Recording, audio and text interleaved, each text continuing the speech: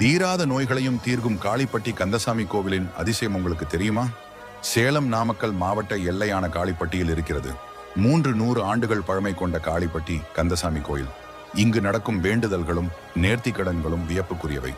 கொடிய பாம்புகள் தீண்டி விஷம் ஏறியவர்களை கோயில் மண்டபத்திற்கு கொண்டு வருகின்றனர்.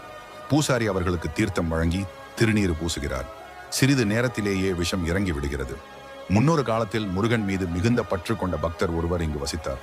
அவர் ஒவ்வொரு தைப்பூசத்திற்கும் கடும் விரதம் இருந்து காடு மேடுகளை தாண்டி விஷ ஜந்துக்களை பொருட்படுத்தாமல் கால்நடையாக பழனிக்கு காவடி எடுத்து செல்வது வழக்கம். இதுபோல் ஒரு வருடம் தனது உடல்நிலையையும் பொருட்படுத்தாமல் விரதம் இருந்து பழனிக்கு செல்ல ஆயத்தமானார். அப்போது அவரது கனவில் தோன்றிய முருகன், இனி என்னை தேடி நீ பழனிக்கு வர வேண்டாம். நீ இருக்கும் இடத்திலேயே நானும் குடியிருக்க விரும்புகிறேன். எனவே எனக்கு நீ வசிக்கும் பகுதியில் ஒரு கோயில் கட்டு என்று கூறிவிட்டு மறைந்துள்ளார். அதன்படி கட்டப்பட்டதே காளிப்பட்டி கந்தசாமி கோயில் என்பது தலவரலாறு. இங்கே முருகன் சந்நிதியில் விபூதிக்கு பதிலாக கரும்பு சக்கைகளை எரித்து தயாரிக்கப்பட்ட சாம்பல் தான் பிரசாதமாக வழங்கப்படுகிறது. இந்த பிரசாதம் மருத்துவ குணங்கள் கொண்டதாக கருதப்படுகிறது. இதனை அருமருந்து என்றே பக்தர்கள் அழைக்கிறார்கள். கரிய நிறத்தில் மணல் போல இது இருக்கும்.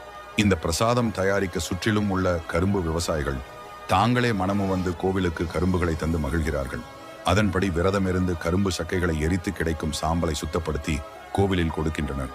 இப்படி பக்தியுடன் கொடுக்கப்படும் சாம்பலை மூலவர் முன் வைத்து சிறப்பு பூஜை செய்து அப்படியே பக்தர்களுக்கு வழங்கப்படுகிறது.